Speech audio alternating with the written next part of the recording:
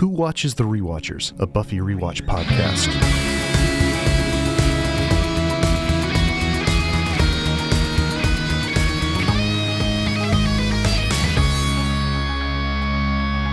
We're finally there, friends, on Who Watches the Rewatchers, our Buffy the Vampire Slayer rewatch podcast. We are at season 2 at episode 21 and 22, but we'll just talk 21 today. This is where we start getting really into the nitty-gritty, high teen drama, good vampire mythology. And after watching it for the third time, Alan, I think that the Buffyverse is not certain about where the heart is. Talk to me about that. Give me more That details. sounded deeper than I meant it. I meant it in total snark tone. There's this one great gag in the early part of the episode where you see a flashback to Buffy when she's just in LA figuring out her whole thing about being a slayer. And she's fighting a vamp and she stabs him with the stake and she stabs him right in the gut and she goes, "Oops, not the heart." And then this big bad, the demon Acathla. The whole thing, the mythology about him is that a noble knight stabbed him in the heart. If you look at the statue of this demon, this petrified demon Acathla, there's a sword in his chest, but it's not where his heart is. It's over the left side completely. And I just kind of lag. Is that where his heart is? So there is my critique and snark right out of the gate. Nice. They're not sure about where the heart is. That's but they are funny, sure where the emotional heart is, because they got my kids crying when we watched these 2 episodes. So that's awesome. Yeah, that's good. How do you like this one? Is this one? Are these 2 for you? Yeah. Well, I mean, so you know that I started watching Buffy in reruns after I had seen later episodes, and when I saw this particular set of episodes, the first time,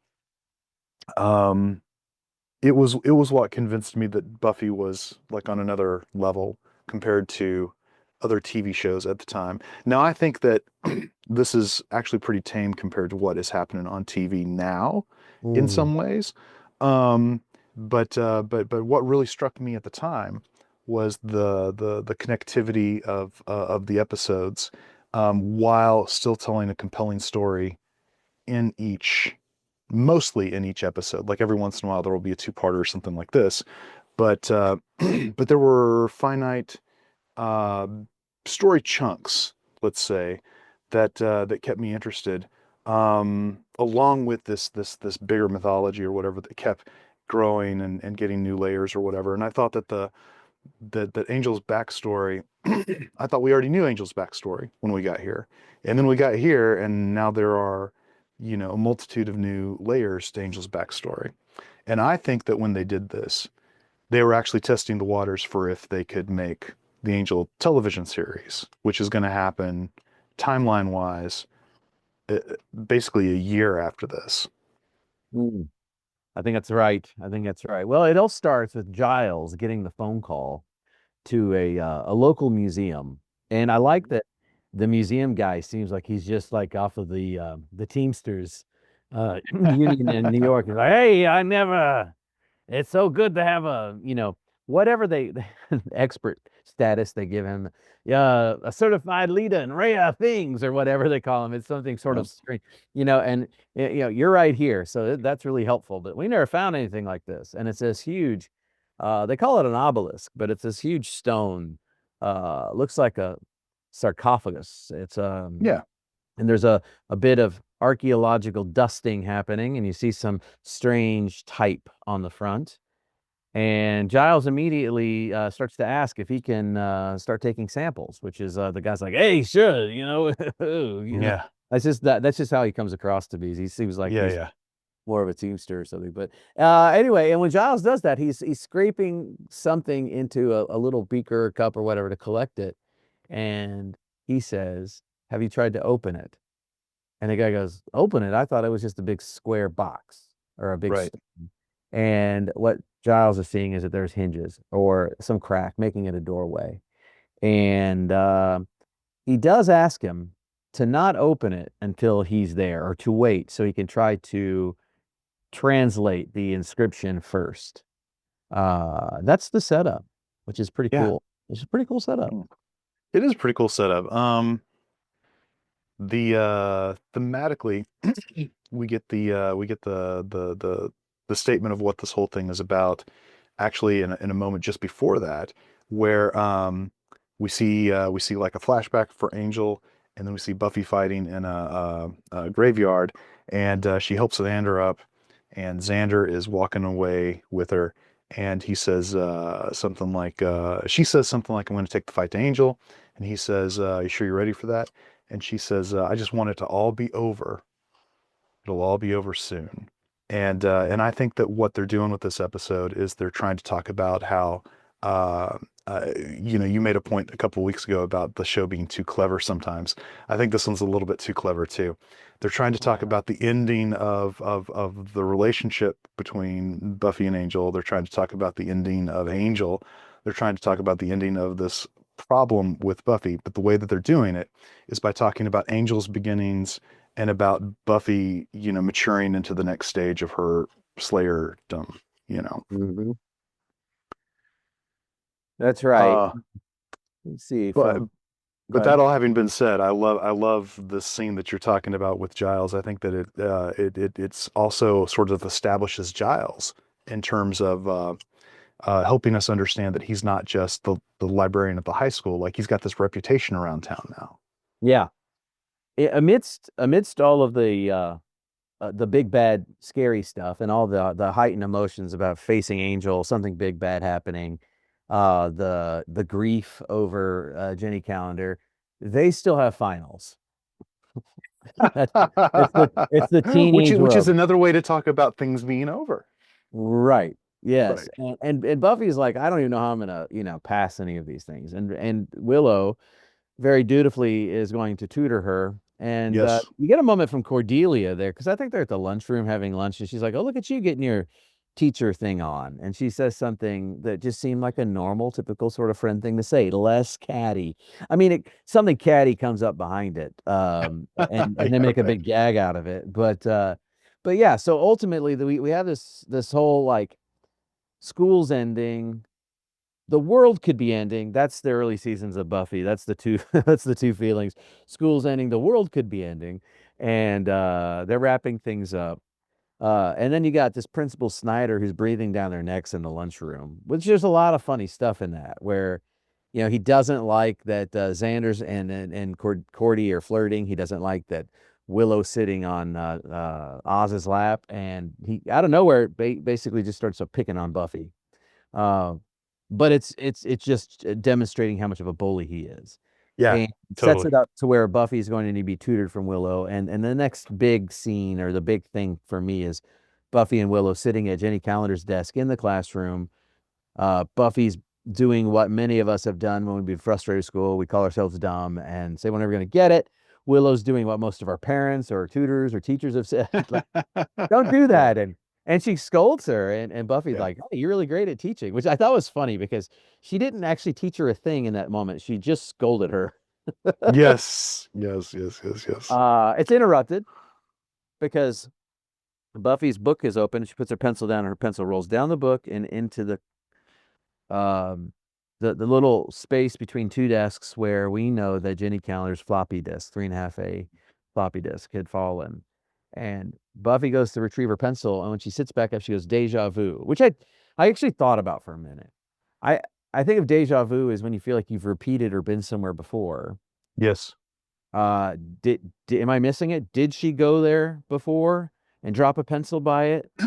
I think that with Buffy, and I'm totally reading into this based on context clues. I really don't know that this is what they meant at all.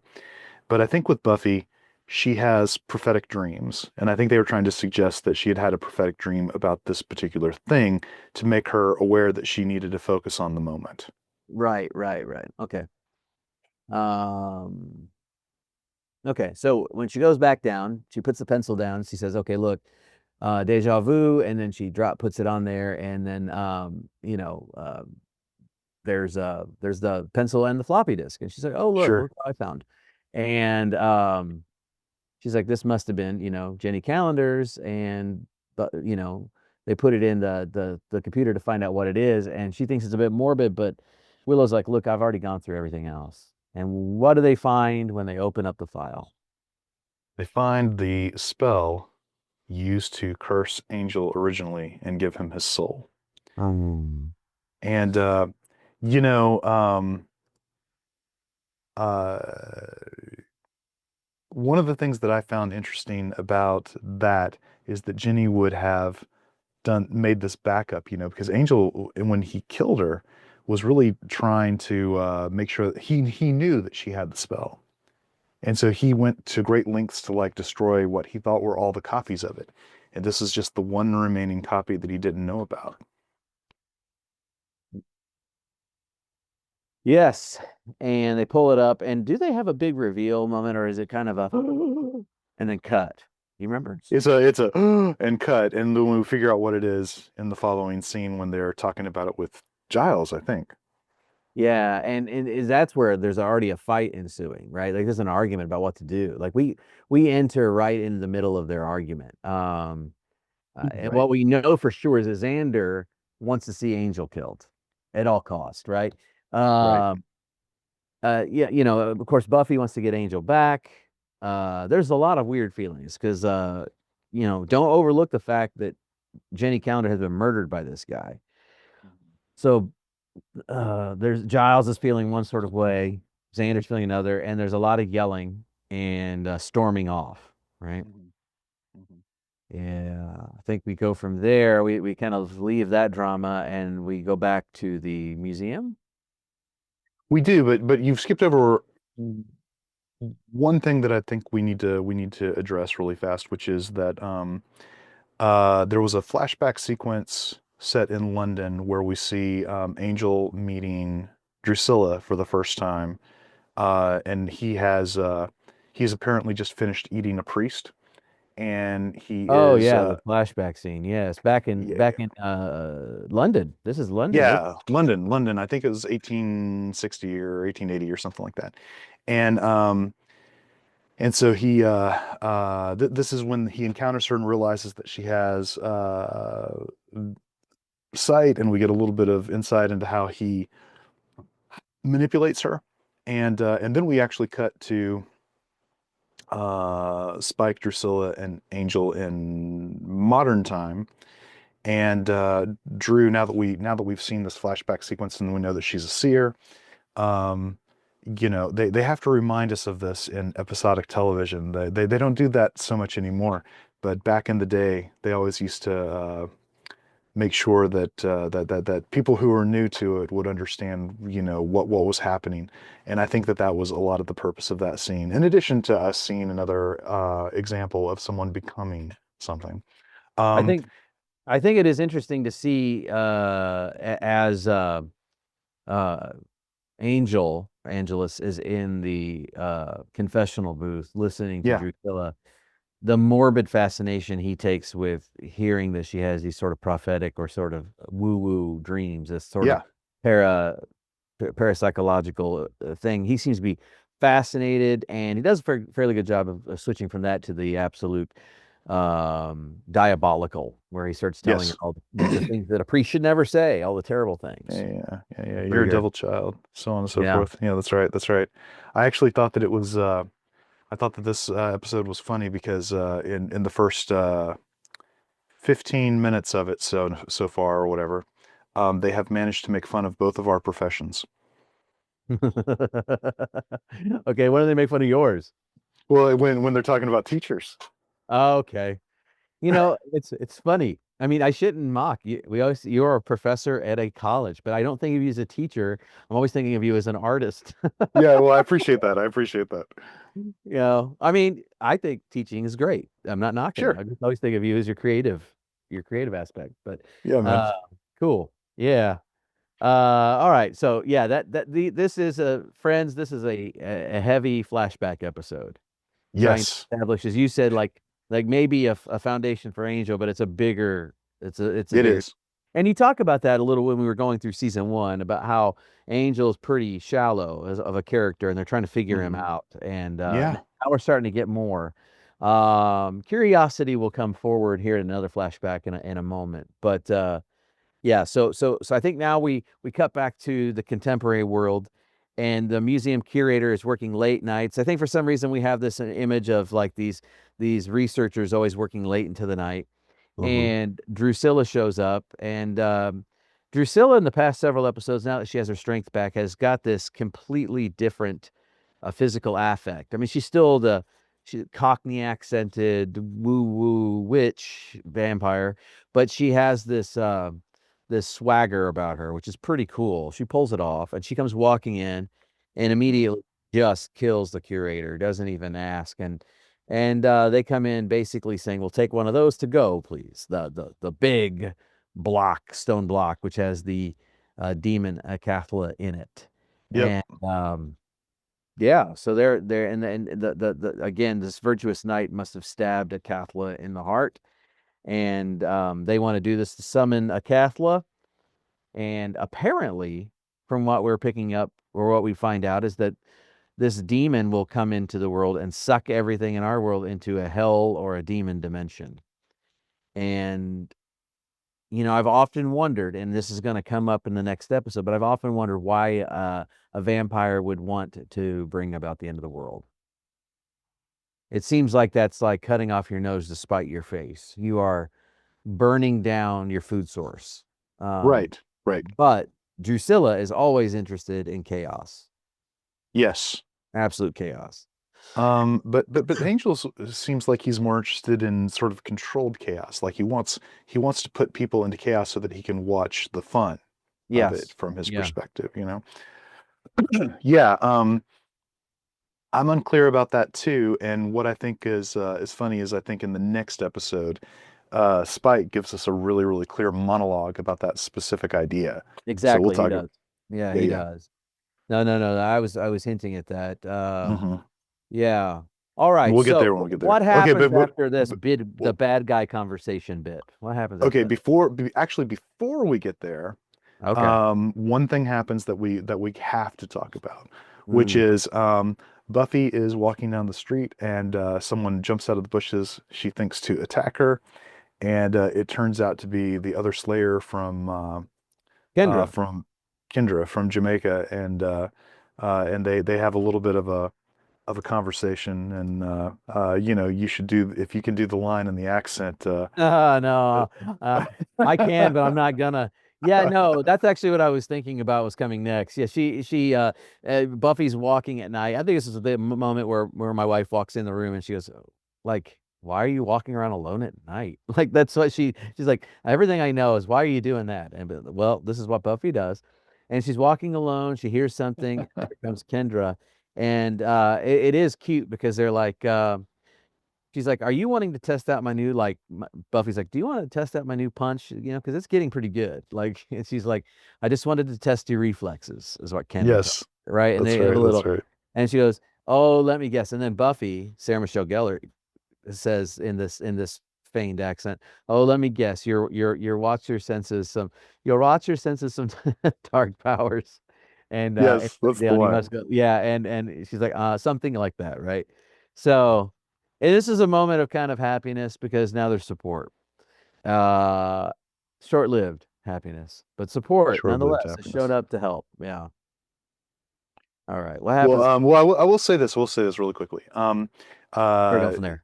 in the before we go anywhere, I want to say that the museum scene that you were talking about, where they opened the obelisk, and and the the scene where Buffy's walking down the street that we're talking about right now, both of them have some very, very clever cinematography. Mm. Um, the One of the things that you're trying to achieve most of the time with cinematography is you're trying to um, frame subjects with shapes that are around them, and you're trying to make sure that everything reads clearly in nothing but silhouette. And especially in that museum scene, there's like a really, really fantastic shot of Angel like walking towards the obelisk.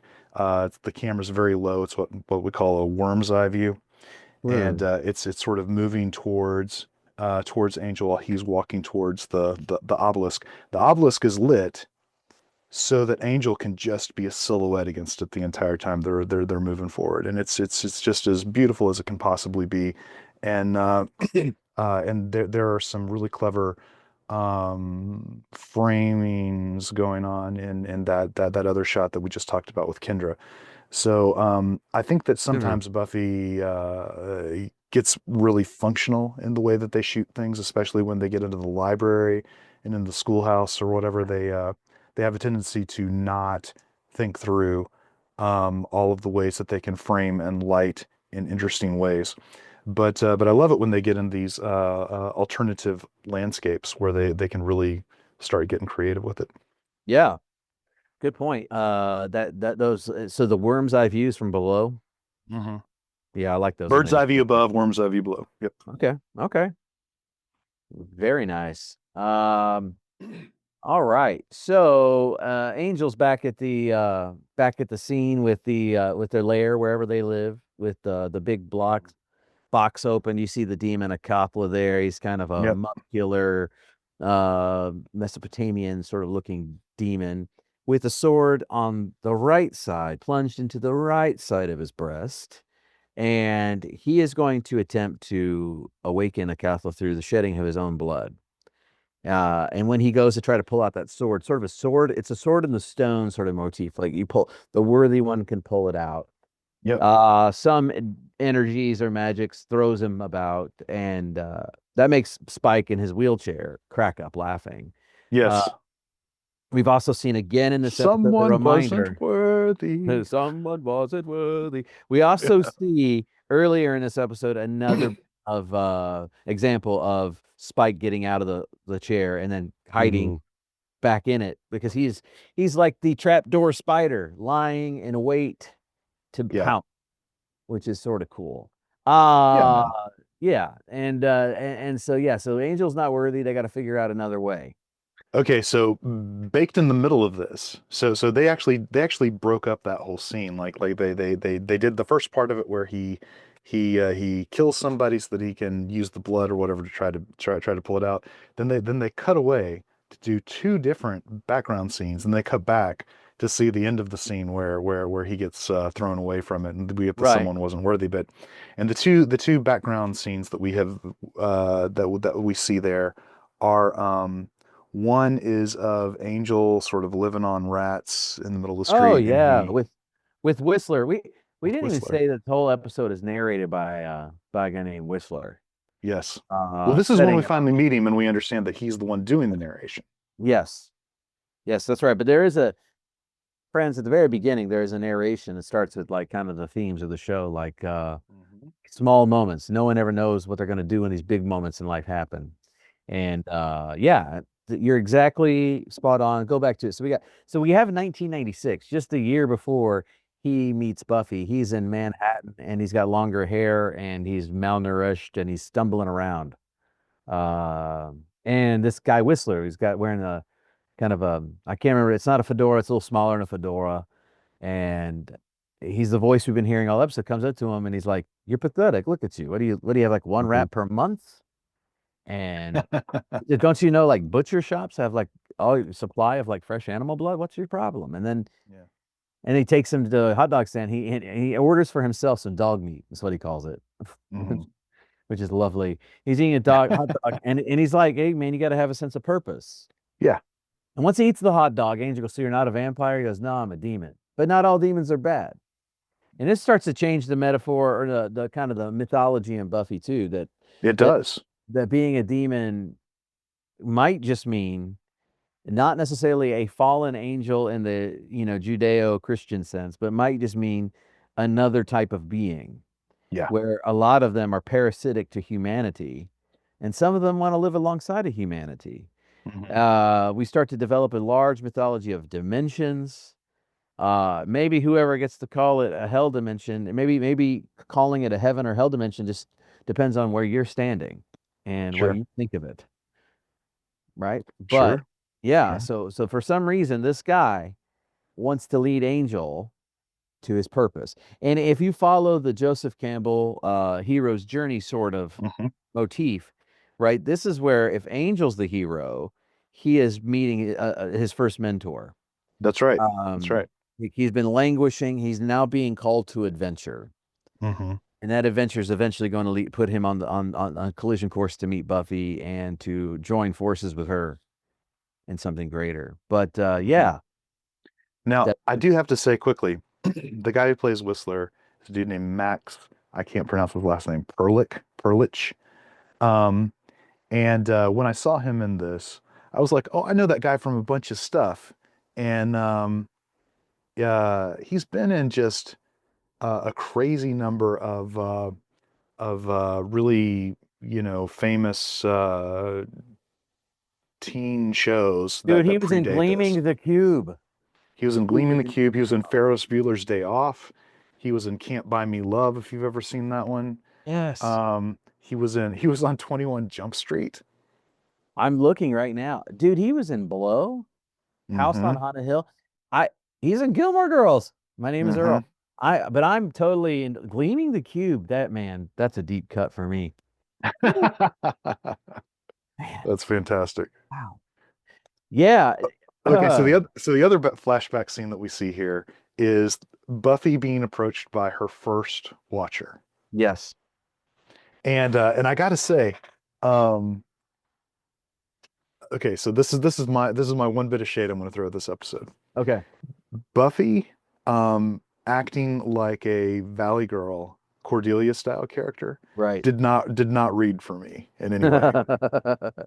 Yeah. Yeah.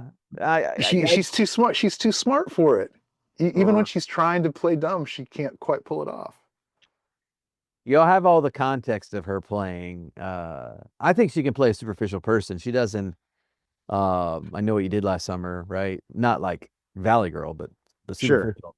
But yeah, I think that you have all this context already. You're like, did she take that hard of a turn in life from Hmm. this to that? I don't know, because it's not that long.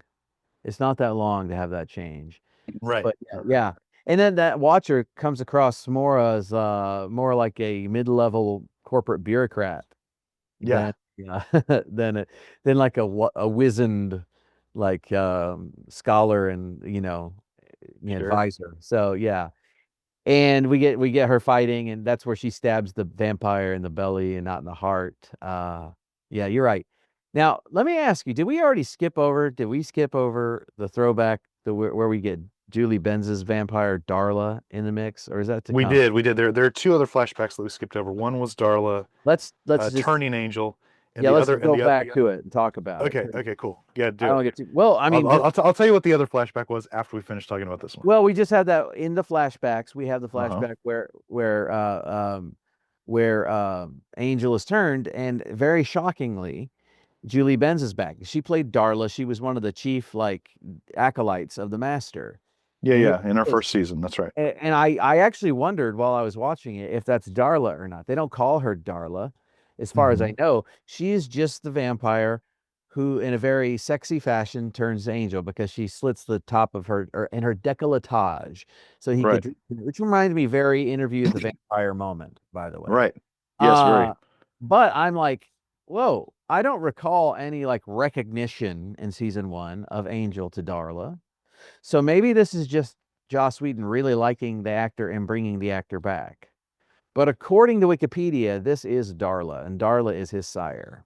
Yes. And well, okay, so in the first season, I don't know that we ever learned that Darla was his sire, but we do know that he and Darla were together for a really long time. And Buffy makes a joke about it in the episode called Angel, where Darla says something about them having been together for a long time. And Buffy makes a crack about her looking old. She can see some bags under her eyes or something.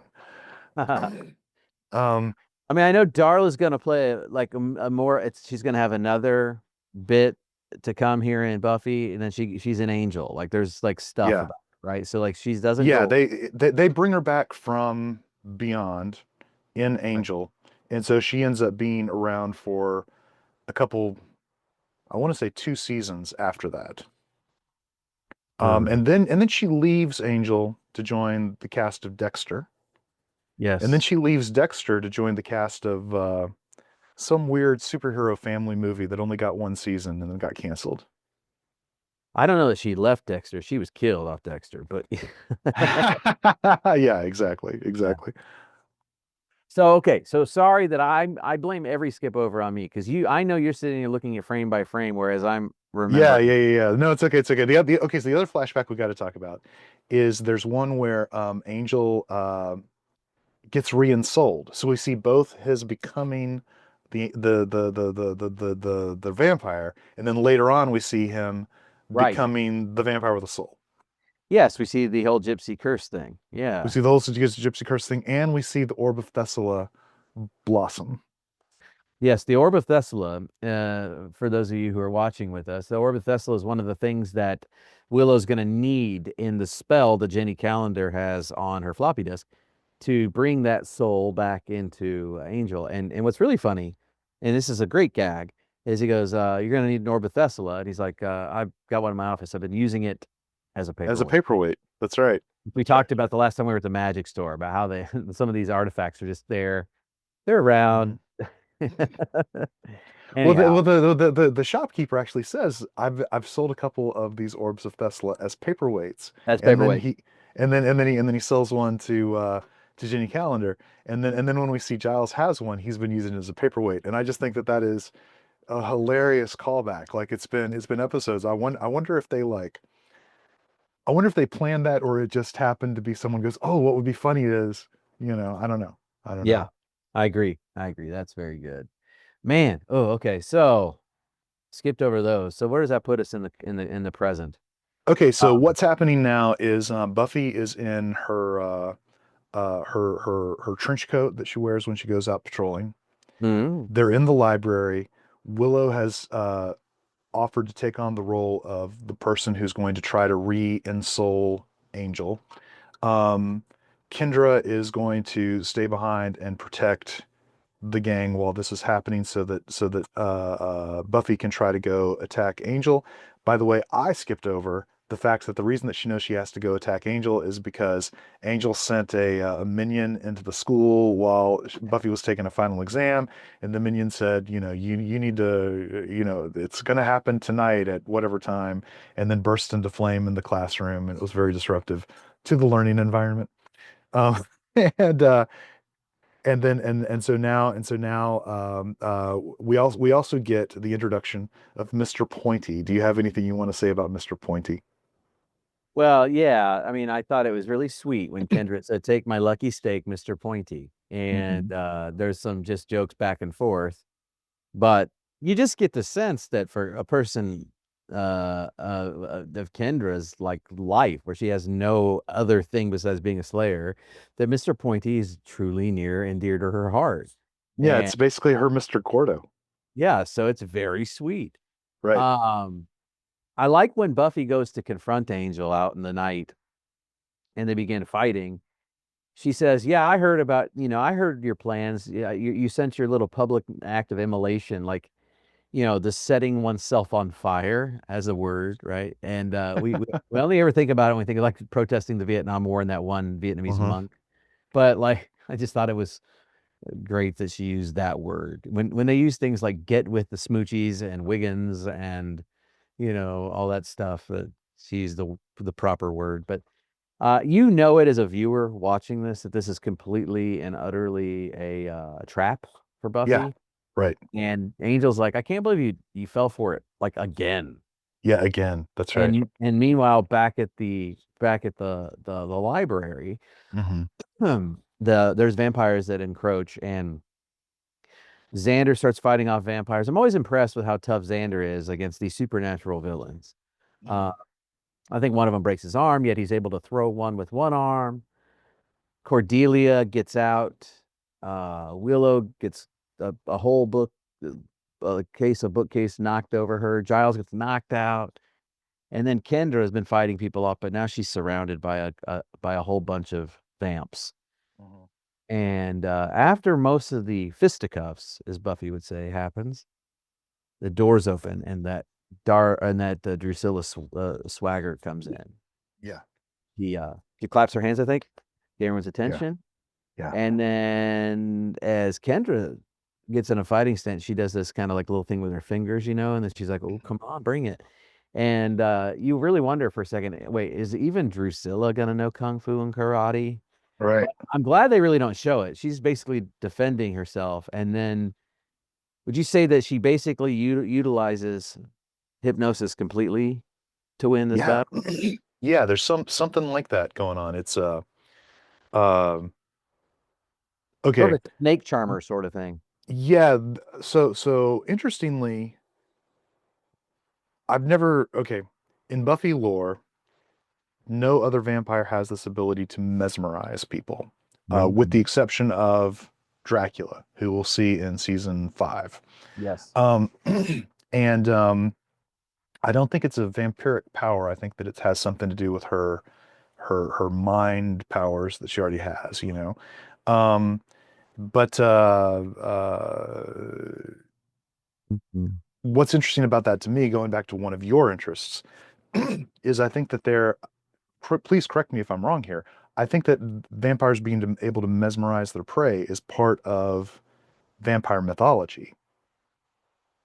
Well, I'd have to look into that because I think, again, we've talked about how there's the difference between the folkloric vampire and the cinematic or the literary Yeah, vampire. right, And so it's important to separate the two, although elements from the literary cinematic come from folklore, and then they develop traditions upon themselves. So I don't know where the introduction to mesmerism comes from, but definitely right. Dracula in Bram Stoker's Yes, has more psychic qualities than just your typical kind of underling vampire. Um, there's a lure, as they might say. right, Um, right. she does this like look into my eyes thing with her fingernails, and Hmm. she begins to mimic her. Like I was thinking of a snake charmer, just like trying to keep, Yeah. you know, and I've actually watched recently some videos of some people who actually do like spend time with deeply venomous snakes and try to kiss them on the head and charm them. And that's what they do is they mimic. It's pretty wild Hmm. and something that I'll never do. And and she does that, and then you're thinking, well, how is she going to kill her? You wonder, is she going to do like Angelus did with Jenny Calendar and just snap her neck? Yeah. Is she going to bite her? If you listen to Spike, the Slayer blood is the sweetest blood, Hmm. but she instead just takes her fingernail and slits her Hmm. throat pretty Yeah. viciously and quickly. And Yes. and I got the sense that like this is like it's the greatest flex. She doesn't take the time to feed, she just indiscriminately kills. Right. She sheds the blood of a slayer and leaves it, which is like, man, baller. And Hmm. then she says, "Let's get what we came for." They only came for one person, and that was Giles, and they begin Right. to Giles off, who's unconscious. And one thing that we failed to mention is that in the process of the fight, a bookcase, a very large bookcase, falls on Willow, and so Willow is under unconscious. Yeah, so it was pushed over on her. Hmm.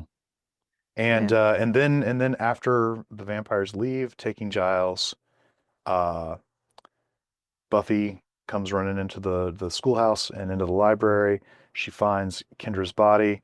We get that very good closing monologue voiceover from Whistler, Mhm. and we see that Buffy is sort of you know being very gentle with Kendra, and just as she is about to probably discover you know Willow or figure out what has happened before she's able to figure out what's happened. Um, the police enter the room and they say freeze, Yeah, you're and under that's arrest. where we cut to end credits. Well, a So couple we'll have things. to wait. Yeah, A please. couple things though. The end, the Whistler monologue or voiceover is like he's been waxing the whole time on no one knows what you're gonna do when a big moment hits, right? Hmm. Usually blindside you, but it's like the main thing is what are you gonna do when they happen? How do you respond? So he leaves us with that. The question is, how is Buffy going to respond? This was a Right. completely unforeseen, unexpected thing. The slow motion run where Buffy is wearing a fashionable like overcoat and everything. Hmm. It's very cinematic. She's running through the street, down the hallway, slow motion, turns the big corner. That's iconic. As she rushes to the body of Kendra. Yep. Like I recall that when it was on the air and it was being, it was the preview, like this is what's coming, and you didn't see who she was running to, like when you were watching it, like in real time when this was airing. You didn't. Right. That you knew she was just rushing in, and I have that like run and everything burned into my memory from 1998 or wherever this one was. Yeah. So yeah, I thought that was pretty well done. I mean, it really does elevate the drama quite a bit. It does. It does. A lot of good cinema in this particular episode, and in the next one. There's this thing about Buffy that we've maybe have mentioned before, but people say that fans are happier when Buffy is sad. My daughter Ruby asked me about it. She's like, "Oh, this is so sad." I was like, "Well, it tends to be better when she is in terms of storytelling. We're getting right in the meat of it all."